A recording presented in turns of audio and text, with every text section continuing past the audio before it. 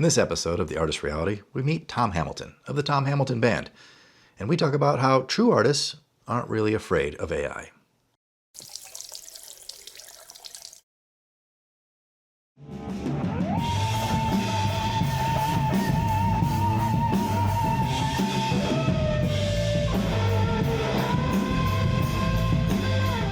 I'm Tom Hamilton. I'm based out of Philadelphia, and I have a band called the Tom Hamilton Band. Convenient for you. That makes it easier to remember. Well, they let me in, because of my ID. Okay, perfect. So, as a touring musician, you said you do like 40 stops. What happens at the end of this show, with this tour? I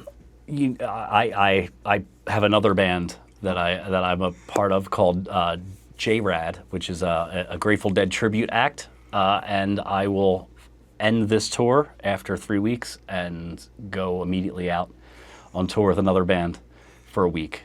Oh. And then I get to go home for a minute. Okay. So with that much touring, like how many months a year do you say you're on the road? I probably play 100 shows a year. Wow. So with that much touring, how do you find the time to then still create new stuff? Well, it's you have to work it in. You have to work it into your schedule. The thing about this job and this life is the calendar is your friend. You're planning so far ahead a lot of time, and so when you're as busy as I am, you have to kind of carve out time. I took 2 years to make the record, and wasn't playing 100 shows a year. It's like, okay, I'm going to make a record. I'm going to back that off to 60 shows a year and use the other time to create. And then, and now that the record's done and out, this is the job, is to go out there, you make a piece of art and you stand behind it and you go out there and you perform it for the public. And in today's marketplace, and you know this way better than me, this is the best way for you to make your living as an artist, right? I mean, Spotify's not going to do it for you. No. Fortunately, I came from like the improvised music world. I came from the world of the Grateful Dead and the Allman Brothers. That these bands that tour that really made their way by touring. So I've been very fortunate that I've been building this part of my life my entire life. I've always I've never had to rely on album sales. And when I was younger, when the music industry was a different thing and people actually sold records, that was a drag. To see other bands. Oh man, these guys sold 100,000 records or something. And now that just doesn't exist. If you sell 4,000, you get on Billboard. So for a guy like me, it doesn't affect me as much. It's like, hey, look, I have my head down and I'm just doing what I do in my lane, and I like to tour. That's what I like to do. That's interesting. So what's interesting about that to me is that you're not. It sounds like you're not going to let Spotify dictate your creativity. No.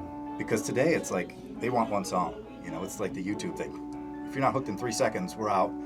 Yeah, man. I mean, it's hard. It's a hard thing, especially to say to younger people that are kind of just getting into it. I'm lucky that I didn't have social media my whole life. That stuff doesn't matter to me. I don't care about that part of it. I want to make art, not content. And there is a difference there, and with that comes inherent struggle. Like you're signing yourself up, to not have, like it's like being a social worker, man. It's like you're not signing yourself up to make money. It's a vocation. You do it because you have to do it. I don't have a choice. If I don't make records every couple years, I lose my sanity. I lose the balance in my life. It's it's a calling. It's not I want to be famous. that leads into the other thing, which I think is so important. AI cannot create art. Oh, yeah. I mean, the AI thing's just silly. It's stupid. You know, it's funny. When I was young and computers were on the way up, right?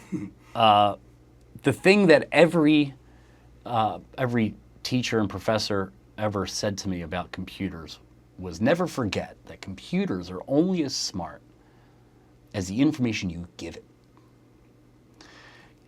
Computers aren't figuring things out, you know. So, yeah, man. You know, and look, I'm sure there are wonderful applications to, you know, what AI can do. But yeah, art isn't. That's not. You know, that's not the thing. I mean, I think there's a reason that people still are going back to Dark Side of the Moon and the Beatles and the Stones and, you know, all this stuff pre-digital, and I think the reason is the imperfection. I think what makes that type of stuff resonate the most is because it is the sound of 5 people democratically creating something that didn't exist before that moment. You can't fake that. There's too many variables involved, you know? And so, you know, yeah, man, AI is going to do what it's going to do, you know, and it will take opportunities away from people in certain ways, but if what you want to do is be an artist, nobody can take that away from you. That's just the end of it.